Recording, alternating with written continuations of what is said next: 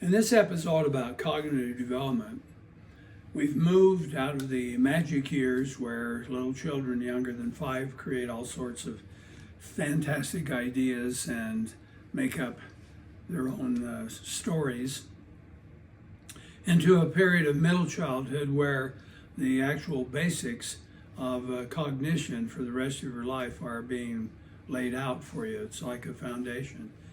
So, for example, the most prominent theorist about cognitive development was Jean Piaget, and his stage is called the concrete operational stage, where thoughts begin to be concrete and definite and specific.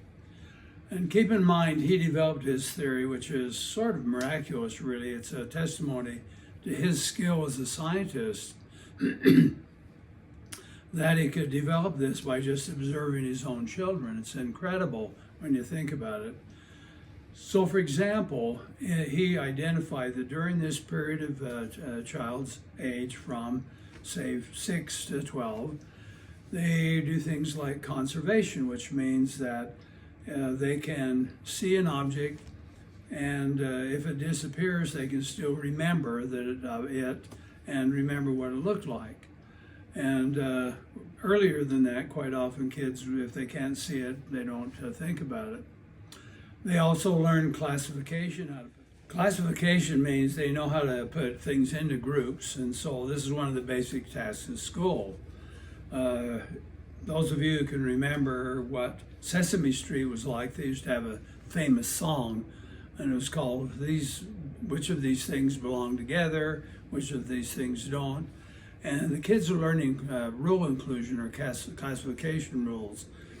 One parent I know who knew kids were going through this developed a travel game, and the game was, you can be part of my club if you can identify the inclusion rules, like the mother would say you can bring a berry, and all the things that were included had to be in the first half of the alphabet, and maybe animals, for example. And so you have 2 inclusion rules. And these rules help children develop the ability to classify, which is a basic form of thought. And then they also learn seriation, which means putting things in sequences and not only counting, but a sequence in terms of events as they happen and so on. And they learn spatial reasoning, which is to put the correct distance between buildings and between time and so on. It's a wonderful time. And so if you learn about conservation and classification and seriation and spatial reasoning while your children are going through this period of time, you'll be able to help them. They also develop a form of logic, but it's not really good logic like induction or deduction unless they have some form of training program. And it's influenced by our cultural form of reasoning, like how important it is in our schools and in your families and so on. So you could say to a child, now think this through, and how does this fit with this, or so on, until you could teach them how to deduce answers by giving them problems and so on. It's a marvelous time to be a parent. Now, in addition to that, during this period of time, and the onset of technology has forced us actually to learn about something called information processing. And so people worry about their children's brains, and scientists will say, well, how fast and how much can they process? And so they start all sorts of strategies, because you might imagine, if you can train your kids to process information faster, they learn more effectively. If you can train them to get a lot of information in, and so you can actually do this.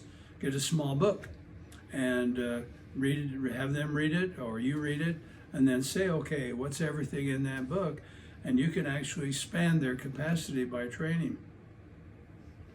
It's also true that they need to learn how to plan. So here's how you put into practice the sequence. We'll do this, then we'll do this, then we'll do this, and we have to include all these things in the plan. And it's essential, this planning, see, for positive development, because kids are scheduled, they go to school and so on.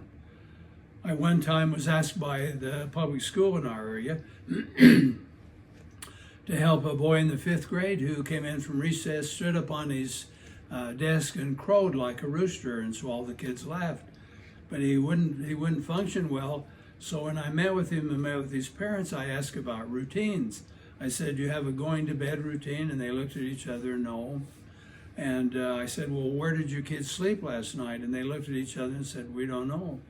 They had 3 kids, and one slept under the kitchen table and so on. And so this boy was a problem because he didn't plan, didn't have that in his mind, and he didn't have any routines. It's turned out to be really important for kids as part of just being involved with other people and living their life and so on. Now, one of the most important things during this period where cognitive development is concerned is memory strategies. I'd like to explain why they're important. If you learned about 7 or 8 kinds of memory, and there are several, you could teach them to your kids, and then you could teach which ones to apply to what learning task. And that way you could increase their information processing speed and capacity. So they learn about mnemonics, and they learn about scripting, and learn about elaborating, turning them into a marvelous thing, or scripting. And you teach them these strategies, and then their memory improves, their retention is better information processing. Now, one of the most significant parts of cognitive development is being able to regulate their thoughts. Children often do not know where their thoughts come from, and so they might come from seeing something or hearing something, and they believe my thoughts are caused by all the people out here. Well, during this period of time, teach your children that their thoughts originate within them, and they might react to some stimulus condition, but the thought about it is aside. Well, why? Because it's the basic part of being responsible for who you are and what your life is like. So it's crucial that during this period of time for successful development, that you teach your children cognitive self-regulation, or substituting positive thoughts for negative thoughts. So, for example, you might read about optimism, where they train people to use an optimistic thought to replace something self-critical or something anxious or something that is negative about other people. So you think this thought negative, you say stop, and then you replace it with, I think things will work out. If I work hard enough, everything's going to be okay. And you can actually train your children to be optimistic and give them a huge gift so that they're more successful with people and they're more successful with their work. Imagine that everybody faces challenges, and some children are anxious and think, I can't do this, so I'm not going to try. You can train your children to think, I can do that. If I work hard enough, in fact, things are going to turn out well.